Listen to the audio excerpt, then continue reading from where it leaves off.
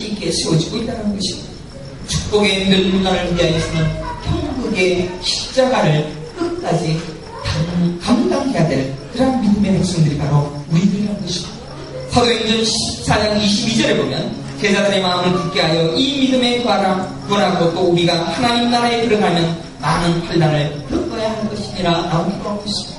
우리가 하나님 나라 들어가는데 마냥 행복하고 마냥 기쁠 것이다라고 생각할 수가 없습니다. 하나님 나라로 들어가는 그 과정은 정말로 좁고 험한 길인 것입니다. 여러분들 이 땅에 살아가면서 우리는 그만두지라는 말을 잘 할 때가 많을 겁니다. 그래서 학교에서 돈이 많이 들거나 또 지구하고 부담스럽다라고 하면 그만둘까 하는 그런 생각을 합니다. 공부하는 것이 너무 힘들면 그만둘까 라고 그냥 이야기를 할 때가 있습니다. 직장에서 책임이 많아지고 직장 상사에게 무슨 한 소리를 들으면 그만둘까 하는 그런 이야기도 하게 되어집니다. 또 친구 관계에 있어서도 너무나도 견디기 싫어 항상 배어있는 사람인 어느 곳에 가서도 불평거리를 찾습니다. 그래서 그만둘 거리를 찾습니다. 반드시 자신 안에 인내의 열매가 얼마나 장구한가가 우리 인생의 복의 단계에 다다를 수 있는 관건의 놀라운 단계라고 말할 수가 있다는 것입니다. 제가 교회를 개척하라고 했을 때 지금 우리 전집사, 오집사님 두 분이 제일 먼저 저에게 신청을 했습니다. 하지만 제가 뚜껑을 열어보니까 두 분이 왔지 처음에 개척을 했을 때 아무도 없었습니다. 아무도 개척을 동참할 것이다라는 기대를 할 수가 없는 상황이었습니다. 왜냐하면 저에게 개척하지 마라 라는 이야기를 얼마나 많이 전화를 하셨는지 모릅니다. 어떤 집사님은 제가 운전 중인데 1시간을 붙들고 그만두지라고 이야기를 하는 것을 들었습니다. 많은 사람들은 말렸습니다. 개척하기에 앞서 저는 많은 상처를 받았습니다. 과테말라가 지긋지긋해졌습니다. 제 스스로도 과테말라를 떠나고 싶은 마음이 많았습니다. 사실 한국에 가고 싶은 마음도 많았습니다. 아무도 없었습니다. 누구도 제 뜻을 지지할 수 있는 사람들은 없었습니다. 그만둘까? 그만할까? 저의 아내가 견딜 수 없는 고통을 호소했습니다. 자녀들도 그때도 이미 많이 아팠고 고통스러워했으며 힘들었습니다. 시험이라면 시험이었고 너무 견디기 어려운 시험이었습니다. 그만두지. 그만 한국에 갈까? 저의 인생에서 더 해답을 들을 필요가 없을 정도로 완전한 정답은 그만두지였습니다. 그만두는 것이 훨씬 더 나았습니다. 그만두는 것이 힘든 자를 하나님은 찾고 있다는 사실입니다. 로마서 5장 3절 4절에 다만 이뿐 아니라 우리가 환난 중에도 즐거워하나니 이는 환난은 인내는 연단은 소망을 이루는 줄 알노라 라고 말씀하는 것입니다. 만약 저는 그때 그만두시라고 하고 그만두었다면 지금 여러분들을 만나서 이렇게 행복할 수 있을까라고 생각을 해봅니다. 사실 이제 저는 과테말라가 너무나도 좋아졌습니다. 설교 초미에도 얘기했지만은 제가 정말로 이 과테말라가 너무너무 사랑스럽습니다. 그리고 여러분들이 너무너무 좋습니다. 우리 한국교회 성도들 한 사람 한 사람이 저에게는 너무나도 큰 은혜이며 소망이며 저에게는 너무나도 귀중한 분이십니다. 만약 그때 그만두었다면 그만두었다면 하비스트라는 이름으로 세워진 하나님의 교회의 깃발이 과연 세워졌습니다. 그래서 여러분과 저에게 지금 느끼고 있는 이 놀라운 희망과 이 놀라운 소망을 과연 우리 모두가 느낄 수 있었습니다. 제 펼쳐지는 놀라운 복은 우리가 상상할 수 없는 놀라운 은혜의 복이 준비되어진다는 사실을 깨닫길 간절히 축원합니다. 우리에게 당한 시험은 그렇게 견뎌내어야 될, 반드시 이겨내어야 될, 반드시 깊이고 성취할 만한 놀라운 은혜인 줄 깨닫길 간절히 축원합니다. 아멘 하시기를 축원합니다. 아멘. 해당되어지는 단계는 바로 범사에 감사하는 단계라는 것입니다. 말은 다 비슷하겠지만 이건 엄연한 차이가 있습니다. 그래서 우선 오늘 우리가 범사에 감사해야 될 중요한 과제들을 살펴보려고 합니다. 사실 우리 성도들이 제일 힘든 것이 범사에 감사하는 것이 아닌가 생각합니다.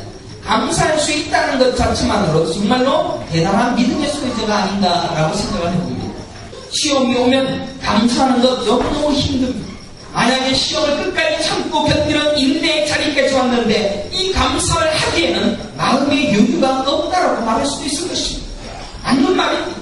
감사하는 것은 우리 인간의 본 서로 불평하는 것이지 감사할 수 없는 존재입니다. 그런데 이런 감사를 어떻게 하는 감사가 있습니다. 은겸이가 병원에 있을 때 저희 아내가 참 모질게도 고생을 했습니다. 오히려 저보다 더 많은 시험을 인내함으로 여기까지 온 분이 저희 아내가 아니는가라고 생각을 합니다. 저희 아내는 별난 딸을 만나서 시험이었고 또 별난 남편을 만나서 시험이었습니다. 얼마나 괴롭겠습니까? 은겸이가 수술을 하려고 하면 항상 한 달은 훌쩍 넘깁니다. 한 2달 정도는 병원에 있습니다. 그 많은 시간 동안 아내는 잘도 버티고 버텼습니다. 인내의 연단을 병원에서 잘 감당했는 것 같습니다. 만약 저보고 병원에 한 주 동안만 은겸이를 잘 보고 있으라 라고 하면 저는 아마 힘들 것입니다. 병원에 하루만 같이 자기를 보면서 그래도 은겸이가 감사하다는 생각을 참 많이 했습니다. 언젠가 한 아이가 있었는데 이 아이에 대해서 우리가 전에 그 교회에서 제가 설교를 할 때 예화로 했던 아이, 이 아이는 머리에 굉장히 잘하고 있었습니다. 은겸이도 마치 척수 수술을 하고 있었기 때문에 같은 신경과 병동에 있었던 아이였습니다. 은겸이는 그 중에서도 괜찮은 병이 없고 거기에 있는 병동에 있는 아이들은 전부 다 심각한 아이였습니다.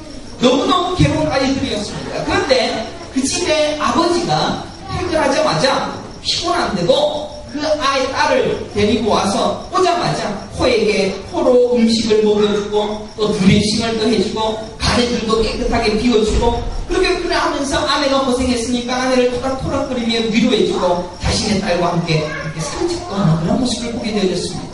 그렇게 몇 주간을 반복적인 모습을 보다가 드디어 그 아이가 수술을 하는 날이 다가왔습니다.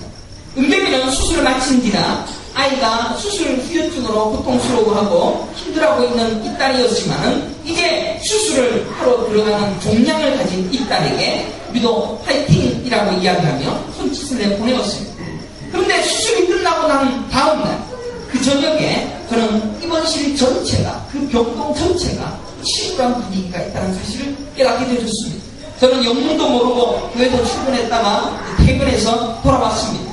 그런데 어머니는 거의 실신 상태고 아버지도 눈에 눈물을 채우면서 자신의 딸을 계속해서 바라보고 있는 것을 보게 되어졌습니다. 그 아이는 뇌의 종양을 제거한 뒤에 더 이상 말하지 못했습니다.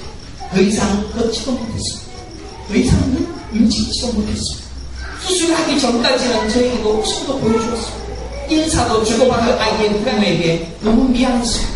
저에게 딸로 인한 고통을 인하여 그렇게 힘들어하며 아파했었는데 더 힘들고 더 괴로웠어. 움직이지도 아니하고 말하지도 아니하는 그 딸 앞에서 그저 눈물을 흘리며 서 있는 그 아버지 앞에 저는 아무런 말도 아무런 표현도 더 이상 하기가 힘들었기 때문에 그때 저는 깨달았습니다. 감사가 무엇인가?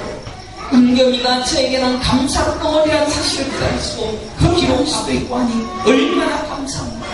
감사는 지금 나의 모든 것에 대하여 만족하며 살아가며 감사하는 것이고 만족할 줄 모르는 우리는 감사가 무엇인지 깨달을 수가 없습니다.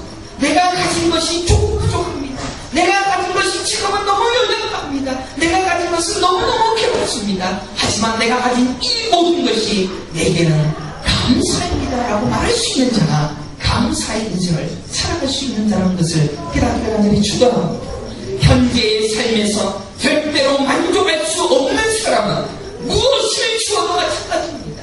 온 세상의 것을 다 가져다 주어도 만족할 줄 모릅니다. 하지만 단 하나도 감사할 수 있는 사람은 적은 고통과 아픔이라도 감사할 수 있으므로 온 세상이 행복으로 바뀌어질 수 있다는 것입니다.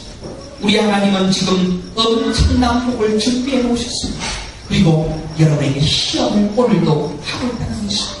지금 그 시험이 조금 힘들어서 미칠 듯이 욕하고 소리 지르며 불평하고 나는 왜 이런 시험이 있었냐 하면서 그렇게 아파하고 괴로워하는 그 시간에 하나님의 마음에 하나님의 주머니에는 그 엄청난 복을 주물럭거리면서 참기를 인내하기를 감사하기를 기다리고 있다는 사실입니다.